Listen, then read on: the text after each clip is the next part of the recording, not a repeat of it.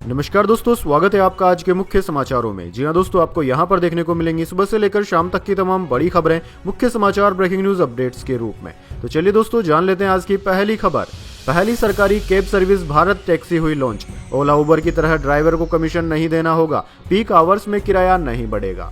जी हां दोस्तों, देश की पहली सरकारी cab taxi service Bharat taxi आज से दिल्ली और गुजरात के कुछ शहरों में शुरू हो गई है। केंद्रीय गृह मंत्री अमित शाह ने दिल्ली में इस एप्लीकेशन को लॉन्च किया। इस मौके पर गृह मंत्री ने कहा कि सर्विस की सबसे बड़ी खासियत यह है कि इसमें ड्राइवरों से कोई कमीशन नहीं लिया जाएगा और वे खुद इस प्लेटफॉर्म के हिस्सेदार या फिर मालिक होंगे। इसके अलावा पीक आवर्स में यूजर्स को सर्ज प्राइस यानी कि ज्यादा किराया भी नहीं देना होगा। भारत टैक्सी का उद्देश्य ड्राइवरों को निजी एग्रीगेटर कंपनियों के मॉडल से आजादी दिलाना है। टैक्सी का ट्रायल 2 दिसंबर को दिल्ली और गुजरात के राजकोट में शुरू किया गया था, जो सफल रहा। इसके बाद अब भारत सरकार ने इसे लॉन्च कर दिया है। चलिए दोस्तों, जान लेते हैं अगली खबर। मेघालय के अवैध कोयला खदान में भीषण धमाका हुआ, 16 मजदूरों की मौत, कई अन्य के फंसे होने की है आशंका। दरअसल दोस्तों, पूर्वोत्तर राज्य मेघालय से एक बड़े हादसे की खबर सामने आई है। यहाँ एक कोयला खदान में हुए धमाके में कई मजदूरों की मौत हो गई, कई लोग अभी भी फंसे हुए हैं। आधिकारिक रूप से मिली जानकारी के अनुसार मेघालय के ईस्ट जयंतिया हिल्स जिले में गुरुवार को अवैध कोयला खदान में विस्फोट होने से कम 16 मजदूरों की मौत की खबर है और कई अन्य अभी भी फंसे हुए हैं। पुलिस महानिदेशक डीजीपी आई नोरंग ने यह जानकारी दी। डीजीपी ने बताया कि यह घटना थांगुस्कू इलाके में हुई और बचाव दल तलाशी अभियान चला रहा है। चलिए दोस्तों, जान लेते हैं अगली खबर। स्पीकर बोले, कल प्रधानमंत्री के साथ कुछ भी हो सकता था, इसलिए मैंने लोकसभा में उनकी स्पीच टाली। दावा, कांग्रेस ने हमले की प्लानिंग की थी। जी हां दोस्तों, लोकसभा स्पीकर ओम बिरला ने गुरुवार को कहा कि बुधवार को लोकसभा में प्रधानमंत्री मोदी के साथ अप्रत्याशित घटना हो सकती थी, इसलिए उनकी कल शाम 5 बजे होने वाली स्पीच टालनी पड़ी। आशंका के चलते मैंने ही उनसे न आगे आने का आग्रह किया था। न्यूज एजेंसी एएनआई ने सूत्रों के हवाले से बताया कि बुधवार को प्रधानमंत्री की स्पीच के दौरान कांग्रेस लोकसभा में उनके ऊपर हमला करने की प्लानिंग बना रही थी। इसी आशंका के चलते स्पीकर ने सदन स्थगित करने का फैसला लिया। दरअसल दोस्तों, प्रधानमंत्री मोदी 5 फरवरी को लोकसभा में शाम 5 बजे धन्यवाद प्रस्ताव जवाब देने वाले थे, लेकिन विपक्ष की महिला सांसदों के हंगामे के चलते स्पीकर संध्या राय ने कार्यवाही अगले दिन तक स्थगित कर दी।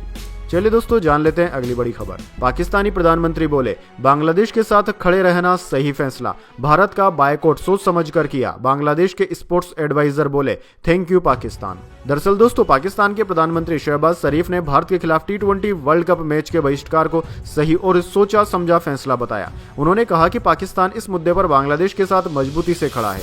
1 फरवरी को पाकिस्तान सरकार ने एक्स पोस्ट में भारत से मैच का बायकॉट करने का ऐलान किया था। इसके बाद आईसीसी ने पीसीबी से अपने फैसले पर पुनर्विचार करने को कहा था। इसके बाद से पीसीबी का तो कोई बयान नहीं आया, लेकिन वहां के प्रधानमंत्री ने साफ कर दिया है कि पाकिस्तानी सरकार फैसला नहीं बदलने वाली है। सरकार की बैठक के बाद शरीफ ने कहा कि हमने T20 वर्ल्ड कप पर बिल्कुल साफ रुख अपनाया है कि हम भारत के खिलाफ मैच नहीं खेलेंगे, क्योंकि खेल के मैदान पर राजनीति नहीं होनी चाहिए। शरीफ ने कहा कि हमने बहुत सोच समझकर यह फैसला लिया है और हमें पूरी तरह बांग्लादेश के साथ खड़ा रहना चाहिए। चलिए दोस्तों, जान लेते हैं अगली खबर। बांग्लादेश में 21 से 40 की उम्र के बेरोजगारों को 1500 रुपए मिलेंगे। कर्मचारियों का डीए 4% बढ़ा, 4.06 लाख करोड़ रुपए का अंतरिम बजट पेश। जी हां दोस्तों, पश्चिम बंगाल में 21 से 40 वर्ष की आयु वर्ग के बेरोजगार लोगों को 1500 रुपए का मासिक भत्ता दिया जाएगा। सीएम ने कहा कि अगर उनकी सरकार सत्ता में दोबारा आती है तो यह योजना 15 अगस्त से शुरू की जाएगी। सरकारी कर्मचारियों को मिलने वालों में डियरनेस अलाउंस यानी कि डीए में भी 4% की बढ़ोतरी की गई है। वहीं दोस्तों, लक्ष्मी भंडार योजना के तहत भी 5000 रुपए बढ़ा दिए गए हैं। इसमें अभी तक सामान्य वर्ग की महिलाओं को 1000 रुपए और SC/ST महिलाओं को 1200 रुपए दिए जाते थे। चलिए दोस्तों, जान लेते हैं अगली खबर। राज्यसभा में प्रधानमंत्री मोदी बोले, कांग्रेस के वक्त डील यानी कि बोफोर्स घोटाला, यह मोहब्बत की दुकान मोदी की कब्र खोदने की बात करती है, विपक्ष का वॉकआउट। जी हां दोस्तों, प्रधानमंत्री नरेंद्र मोदी राज्यसभा में राष्ट्रपति के अभिभाषण पर धन्यवाद प्रस्ताव का जवाब दे रहे थे। स्पीच के दौरान विपक्ष ने नारेबाजी शुरू कर दी। विपक्षी नेताओं ने कहा कि राहुल गांधी को बोलने दिया जाए, तानाशाही नहीं चलेगी। प्रधानमंत्री ने कहा कि खड़गे जी की उम्र देखते हुए उन्हें बैठकर नारे लगाने की इजाजत दी जाए। इसके बाद विपक्ष ने वॉकआउट कर दिया। प्रधानमंत्री ने 1 घंटा 27 मिनट भाषण दिया। मोदी ने कहा कि कौन सी मोहब्बत की दुकान है जो मोदी की कब्र खोदने की बात करते हैं, यह सार्वजनिक जीवन की मर्यादा का अपमान है। चलिए दोस्तों, जान लेते हैं अगली खबर। लोकसभा में प्रधानमंत्री की स्पीच के बिना धन्यवाद प्रस्ताव हुआ पास। 2004 के बाद ऐसा पहली बार हुआ। राज्यसभा में प्रधानमंत्री ने 97 मिनट भाषण दिया था। जी हाँ दोस्तों, बजट सत्र के 7वें दिन लोकसभा में राष्ट्रपति के अभिभाषण पर धन्यवाद प्रस्ताव हंगामे के बीच पास हो गया। 2004 के बाद ऐसा पहली बार हुआ है। यह प्रस्ताव प्रधानमंत्री के भाषण के बिना ही पास हुआ। इससे पहले 10 जून 2004 को विपक्ष ने तत्कालीन प्रधानमंत्री मनमोहन सिंह को धन्यवाद प्रस्ताव पर नहीं बोलने दिया था। वहीं प्रधानमंत्री ने गुरुवार को राज्यसभा में धन्यवाद प्रस्ताव पर करीब 97 मिनट का भाषण दिया। विपक्षी सांसदों ने स्पीच की शुरुआत में यहां भी हंगामा किया और फिर वॉकआउट कर दिया। गुरुवार को लोकसभा शुरू होते ही विपक्षी सांसदों ने नारेबाजी की। इस पर स्पीकर ने पहली बार 65 सेकंड के भीतर, दूसरी बार 5 मिनट में, तीसरी और चौथी बार 2-2 मिनट में कार्यवाही स्थगित कर दी। 3 बजे हंगामे के बाद लोकसभा शुक्रवार सुबह 11 बजे तक के लिए स्थगित कर दी गई है। चलिए दोस्तों, जान लेते हैं अगली खबर। चांदी आज 28,000 रुपए सस्ती हुई। वायदा बाजार में भाव 2.40 लाख रुपए प्रति किलोग्राम पर आया। 10 ग्राम सोना 3,000 रुपए सस्ता हुआ। जी हाँ दोस्तों, गोल्ड और सिल्वर मार्केट में लगातार 2 दिन की तेजी के बाद आज गिरावट देखने को मिली। वायदा बाजार यानी कि MCX में चांदी का दाम करीब 24,000 रुपए यानी कि 9% कम हो गया। 1 किलो चांदी का भाव 2.44 लाख रुपए पर आ गया है। सोने का दाम भी करीब 2,000 रुपए यानी कि 1.4% गिर गया। 10 ग्राम सोना 1.51 लाख रुपए पर है। इससे पहले 29 जनवरी से 2 फरवरी के बीच चांदी की कीमत 1.60 लाख रुपए हो गई थी। वहीं सोने की कीमत में 26,000 रुपए की गिरावट देखी गई थी। चलिए दोस्तों, जान लेते हैं अगली बड़ी खबर। ICC रेवेन्यू शेयर से हाथ धो बैठेगा पाकिस्तान। भारत का बायकॉट किया तो होगा $144 मिलियन का नुकसान। जी हाँ दोस्तों, अगर 15 फरवरी को कोलंबो में भारत के खिलाफ T20 विश्व कप मुकाबला खेलने से इनकार करने के लिए पाकिस्तान क्रिकेट बोर्ड को दंडित करने का फैसला करता है तो उसे भारी वित्तीय नुकसान का सामना करना पड़ सकता है। PTI द्वारा जुटाई गई जानकारी के अनुसार ICC के वित्तीय चक्र 2024-27 में पाकिस्तान का हिस्सा लगभग $144 मिलियन यानी कि 14.4 करोड़ डॉलर है, जिसमें PCB को सालाना $38 मिलियन 3.8 करोड़ डॉलर की उच्चतम भुगतान दर वितरित की जाती है। एक अंदरूनी सूत्र ने कहा है कि असल में अगर ICC भारत के साथ मैच नहीं खेलने के लिए पाकिस्तान को दंडित करने का फैसला करता है तो PCB को आर्थिक रूप से बड़ा झटका लग सकता है। चलिए दोस्तों, जान लेते हैं अगली खबर। रूस बोला, भारत किसी से भी तेल खरीदने के लिए आजाद है। इसमें कुछ भी गलत नहीं। भारत ने तेल खरीद रोकने की आधिकारिक जानकारी नहीं दी। जी हाँ दोस्तों, रूस ने बुधवार को कहा कि भारत किसी भी देश से क्रूड ऑयल खरीदने के लिए पूरी तरह आजाद है। रूस के प्रवक्ता दिमित्री पेस्कोव ने कहा कि रूस कभी भी भारत का एकमात्र एनर्जी पार्टनर नहीं रहा है। अगर भारत तेल की खरीद किसी और देश से करता है तो इसे गलत नहीं माना जाना चाहिए। पेस्कोव ने प्रेस कॉन्फ्रेंस में कहा कि भारत रूस से तेल खरीदना बंद कर रहा है। इस तरह की कोई भी ऑफिशियल जानकारी भारत की ओर से नहीं दी गई है। उन्होंने एक दिन पहले भी यही बात कही थी कि नई दिल्ली से ऐसा कोई मैसेज नहीं मिला है। चलिए दोस्तों, जान लेते हैं अगली खबर। यूपी बिहार में कोहरा, पहाड़ों पर बारिश। 11 फरवरी तक इंडियन मेट्रोलॉजी डिपार्टमेंट का अलर्ट हुआ जारी। दोस्तों, भारतीय मौसम विज्ञान विभाग यानी कि IMD ने 11 फरवरी तक कुछ राज्यों के लिए बारिश का अलर्ट जारी किया है। पहाड़ी इलाकों में बर्फबारी का दौर जारी रहने की संभावना जताई गई है। एक और लोग पहाड़ों पर बर्फबारी का लुत्फ उठाने पहुंच रहे हैं तो कई बार भारी बर्फबारी परेशानी का कारण भी बन रही है। दोस्तों, जम्मू कश्मीर में बर्फबारी से जनजीवन प्रभावित हो रहा है। साधना टॉप और जोजिला पास पर अचानक हुई बर्फबारी के कारण कई वाहन फंस गए, जिसके बाद स्थानीय प्रशासन, सेना, पुलिस और BRO की टीम ने लोगों की मदद की। वहीं दोस्तों, इंडियन मेट्रोलॉजी डिपार्टमेंट के अनुसार अगले 2 से 3 दिनों तक उत्तर पश्चिम भारत में तेज सतही हवाएं चल सकती है, जिनकी गति 20 से लेकर 30 किलोमीटर प्रति घंटे की रफ्तार से रहने का अनुमान है। वहीं दोस्तों, आपकी जानकारी के लिए बता दें, इसके बाद 9 फरवरी से लेकर 11 फरवरी के बीच जम्मू कश्मीर, हिमाचल प्रदेश और उत्तराखंड में बारिश और बर्फबारी हो सकती है। चलिए दोस्तों, जान लेते हैं अगली बड़ी खबर। SIR के कारण 107 लोगों की गई जान। पश्चिम बंगाल विधानसभा में पारित हुआ प्रस्ताव। जी दोस्तों, पश्चिम बंगाल में होने वाले विधानसभा चुनाव से पहले स्पेशल इंसेंटिव रिवीजन यानी कि SIR को लेकर घमासान जारी है। SIR की वजह से अब तक 107 लोगों की मौत हो गई है। इसको लेकर पश्चिम बंगाल विधानसभा में गुरुवार को एक प्रस्ताव पारित किया गया।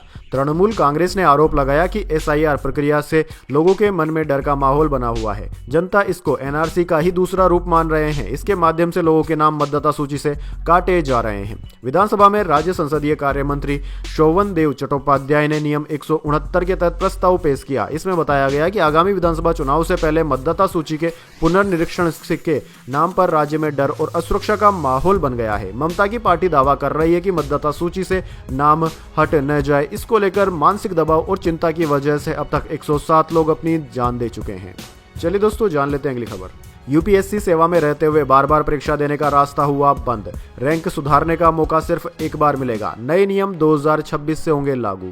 जी हाँ दोस्तों, संघ लोक सेवा आयोग यानी कि यूपीएससी ने सिविल सेवा परीक्षा 2026 का नोटिफिकेशन बुधवार को जारी कर दिया। आयोग ने इस बार 933 पदों के लिए भर्ती विज्ञापन जारी किया है। आवेदन की आखिरी तारीख 24 फरवरी है। परीक्षा केंद्र में फेस ऑथेंटिकेशन के बाद ही एंट्री दी जाएगी। इस बार प्रयास और पात्रता से जुड़े नियमों में भी बड़ा बदलाव किया गया है।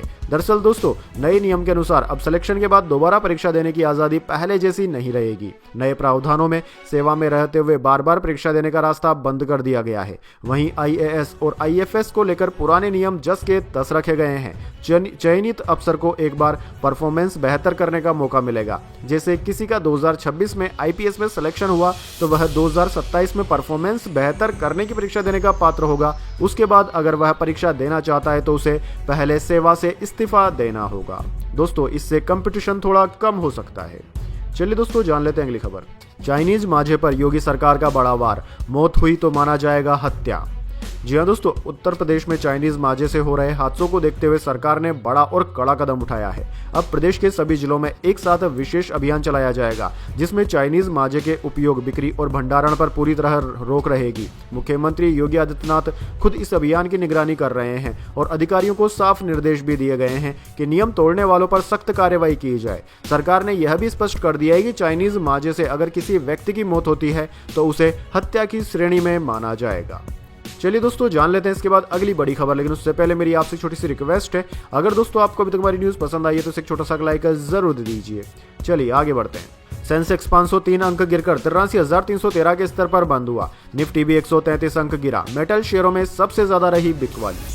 जी हाँ दोस्तों, शेयर बाजार में आज गिरावट देखने को मिली। सेंसेक्स 503 अंक गिरकर 83,313 के स्तर पर बंद हुआ। निफ्टी में भी 133 अंकों की गिरावट रही। ये 25,642 के स्तर पर बंद हुआ। दोस्तों, आज मेटल सेक्टर के शेयरों में सबसे ज्यादा बिकवाली रही। इसके अलावा ऑटो, फाइनेंशियल सर्विसेज, एमएफसीजी, IT, pharma, media, private bank, realty और ऑयल एंड गैस सेक्टर में भी गिरावट देखने को मिली।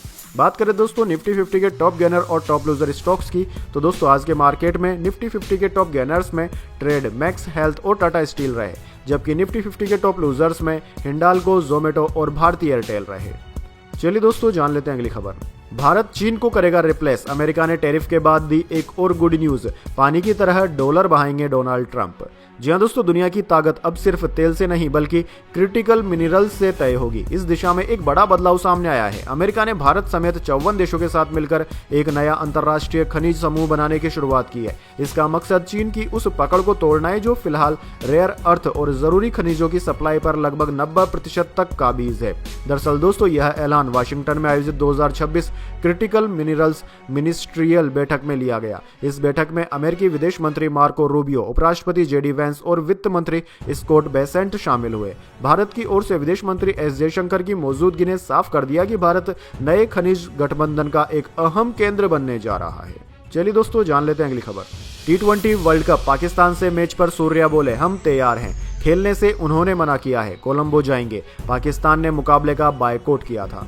जी हाँ दोस्तों, T20 वर्ल्ड कप में पाकिस्तान के खिलाफ मैच को लेकर चल रही चर्चाओं के बीच भारतीय कप्तान सूर्य कुमार यादव ने टीम इंडिया का रुख स्पष्ट कर दिया है। गुरुवार को मुंबई में कैप्टन्स डे के दौरान सूर्या ने कहा कि भारत मैच खेलेगा। सामने वाली टीम नहीं खेलना चाहती तो यह उनकी मर्जी है। हमारा माइंडसेट बिल्कुल साफ है। हमने खेलने के लिए मना नहीं किया, उधर से मना किया गया है। आईसीसी ने मैच का शेड्यूल तय किया है और हम खेलने के लिए पूरी तरह तैयार हैं। हमारे टिकट बुक हैं और दिल्ली के बाद हम कोलंबो जा रहे हैं। चलिए दोस्तों, जान लेते हैं अगली खबर। कांग्रेस ने संविधान, राष्ट्रपति से लेकर सिक्कों तक का अपमान किया। प्रधानमंत्री मोदी का राहुल गांधी पर तीखा वार। जी हाँ दोस्तों, प्रधानमंत्री मोदी ने राज्यसभा में राष्ट्रपति के अभिभाषण पर धन्यवाद प्रस्ताव का जवाब देते हुए कांग्रेस और विपक्षी पार्टियों पर जमकर निशाना साधा। उन्होंने कहा कि कल लोकसभा में राष्ट्रपति के संबोधन पर चर्चा नहीं हो सकी, यह संविधान का अपमान है। आदिवासी परिवार से आई महिला राष्ट्रपति का अपमान है। विपक्ष को संविधान शब्द बोलने का अधिकार नहीं है। उन्होंने कहा कि कल लोकसभा में बड़ी दर्दनाक घटना घटी। सदन में इस तरह का माहौल बना दिया गया, चेयर पर कागज फेंके गए। तब चेयर पर असम के ही एक सदस्य थे। क्या ये असम का अपमान नहीं है? कल फिर फेंके गए कागज, तब आंध्र प्रदेश के एक दलित सदस्य थे। भूपेन हजारिका को भारत रत्न दिया गया, तब इन्होंने इसका भी विरोध किया। ये असम का विरोध है। चलिए दोस्तों, जान लेते हैं अगली बड़ी खबर। आसाराम के अहमदाबाद आश्रम पर चलेगा बुलडोजर। हाईकोर्ट ने राज्य सरकार को जमीन वापस लेने का आदेश दिया। 500 करोड़ से ज्यादा है कीमत। जी हाँ दोस्तों, अहमदाबाद के मोटेरा में स्थित आसाराम का मुख्य आश्रम अब कानूनी विवादों में फंस गया है। गुजरात हाईकोर्ट ने 45,000 वर्ग मीटर से अधिक की आश्रम की जमीन को राज्य सरकार के कब्जे में लेने और अवैध ढांचों को हटाने की मंजूरी दे दी है। इस आश्रम की जगह पर 2030 कॉमनवेल्थ गेम्स के लिए स्पोर्ट्स कॉम्प्लेक्स बनेगा। वर्तमान में इस जमीन की मार्केट वैल्यू 500 करोड़ रुपए से ज्यादा की है। दोस्तों, गुजरात हाईकोर्ट की जस्टिस वैभवी नानावती ने इस मामले में फैसला सुनाते हुए राज्य सरकार को जमीन वापस लेने की अनुमति दी है। चलिए दोस्तों, जान लेते हैं अगली खबर। पाकिस्तान में अपने पुश्तैनी घर पहुंचे वर्ल्ड बैंक के चीफ अजय बग्गा, बोले हमारी जमीन थी। जी हाँ दोस्तों, वर्ल्ड बैंक के प्रेसिडेंट अजय पाल सिंह बग्गा बुधवार तक 4 दिनों के पाकिस्तान दौरे पर थे। कर्ज के भरोसे चल रहे पाकिस्तान ने भारतीय मूल के बग्गा के लिए रेड कारपेट बिछाए और उनके स्वागत में खूब गाना बजाना किया। पाकिस्तान ने ही ये सब इसलिए किया ताकि भविष्य में उसे कर्ज मिलता रहे और सिंधु जल समझौते में भी उसके हितों की अनदेखी न हो। उधर दोस्तों, बग्गा 4 दिनों के अपने पाकिस्तान दौरे में पंजाब प्रांत के खुशब शहर स्थित गली सिखान वाली में अपने पैतृक घर भी पहुंचे। पाकिस्तान दौरे में अपने पैतृक जड़ों को याद करते हुए बग्गा ने कहा कि मैं जन्मा तो पुणे में था। विभाजन हर आदमी के लिए मुश्किल था, चाहे वो पाकिस्तान से भारत गए हो या भारत से पाकिस्तान आए हो। जिसने भी अपना घर छोड़ा उसके लिए एक बड़ा ट्रॉमा था। चलिए दोस्तों, जान लेते हैं अगली बड़ी खबर। तमिलनाडु के मिनिस्टर बोले उत्तर भारतीय यहाँ पानी पूरी बेचते हैं, उन्हें सिर्फ हिंदी आती है, हमारे बच्चे तमिल अंग्रेजी जानते हैं, विदेशों में करोड़ों कमा रहे। जी हाँ दोस्तों, तमिलनाडु के कृषि मंत्री MRK पनीर सेल्वम ने कहा कि उत्तर भारत से आए लोग सिर्फ हिंदी जानते हैं, इसलिए उन्हें अच्छी नौकरियां नहीं मिलती। वे तमिलनाडु आकर टेबल साफ करने, मजदूरी करने या पानी पूरी बेचने जैसे काम करते हैं। पनीर सेल्वम ने बुधवार को एक सार्वजनिक कार्यक्रम में ये बातें कही। उन्होंने कहा कि तमिलनाडु की 2 भाषा नीति, तमिल और अंग्रेजी की वजह से हमारे बच्चे अमेरिका, लंदन जैसी जगहों पर जाकर करोड़ों कमा रहे हैं। बीजेपी और दूसरी विपक्षी पार्टी DMK नेता के इस बयान का विरोध कर रहे हैं। तमिलनाडु बीजेपी ने सोशल मीडिया प्लेटफॉर्म X पर पनीर सेल्वम की वीडियो शेयर करते हुए लिखा कि यह केवल एक व्यक्तिगत टिप्पणी नहीं है बल्कि एक पैटर्न बन चुका है। चलिए दोस्तों, जान लेते हैं अगली खबर। टाटा मोटर्स को 3,486 करोड़ का घाटा। अक्टूबर दिसंबर तिमाही में रेवेन्यू 26% गिरा। JLR पर साइबर अटैक इसकी वजह है। जी हाँ दोस्तों, टाटा मोटर्स पैसेंजर व्हीकल्स को फाइनेंशियल ईयर 2026 की तीसरी तिमाही में 3,486 करोड़ का कॉन्सोलिडेटेड घाटा हुआ है। पिछले साल इसी तिमाही में कंपनी को 5,406 करोड़ का मुनाफा हुआ था। साइबर अटैक और चीन के बाजार में सुस्ती की वजह से जगुआर लैंड रोवर के बिजनेस पर बुरा असर पड़ा है, जिससे कंपनी के कुल रेवेन्यू और मुनाफे में भारी गिरावट दर्ज की गई है। चलिए दोस्तों, जान लेते हैं अगली बड़ी खबर। एक्टर राजपाल यादव ने किया सरेंडर। चेक बाउंस केस में दिल्ली हाईकोर्ट के आदेश के बाद आत्मसमर्पण किया।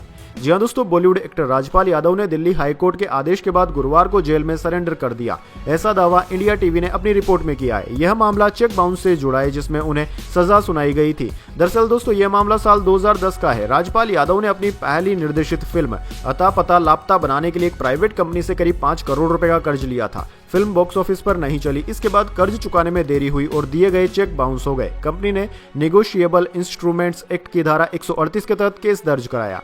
ट्रायल कोर्ट ने राजपाल यादव को 6 महीने की सजा सुनाई थी। बाद में हाई कोर्ट ने सजा पर रोक लगाई और समझौते का मौका दिया। हालांकि कोर्ट के अनुसार राजपाल यादव बार बार अपने वादों पर खरे नहीं उतर पाए। कई बार समय दिया गया लेकिन भुगतान नहीं हो सका। इसके बाद हाई कोर्ट ने 4 फरवरी 2026 तक सरेंडर करने का आदेश दिया। अतिरिक्त समय की मांग भी खारिज कर दी गई है। तो दोस्तों, यह थी आज की तमाम बड़ी खबरें। इसके बाद दोस्तों, बारी आती है आज के माइंड क्विज क्वेश्चन की। जी हाँ दोस्तों, एक आसान से सवाल का जवाब देकर आप जीत सकते हैं एक सरप्राइज गिफ्ट हमारे YouTube चैनल की ओर से। तो दोस्तों, आज का सवाल आपकी स्क्रीन पर आ चुका है। भारत का कौन सा राज्य सर्वाधिक शिक्षित है? जी हाँ दोस्तों, अगर आप जानते हैं कि भारत के कौन से राज्य की लिटरेसी रेट सबसे ज्यादा है तो जल्दी से उस राज्य का नाम कमेंट में लिख दीजिए। अगर दोस्तों आपका जवाब होता है एकदम सही और आप चुन जाते हैं लकी विजेता के रूप में, तो आपको मिल सकता है एक सरप्राइज गिफ्ट हमारे YouTube चैनल की ओर से। तो दोस्तों, जल्दी से अपना उत्तर कमेंट में लिख दीजिए, वीडियो को लाइक कर लीजिए और चैनल को सब्सक्राइब करके बेल आइकन भी दबा लीजिए। धन्यवाद। वंदे मातरम। जय हिंद, जय भारत।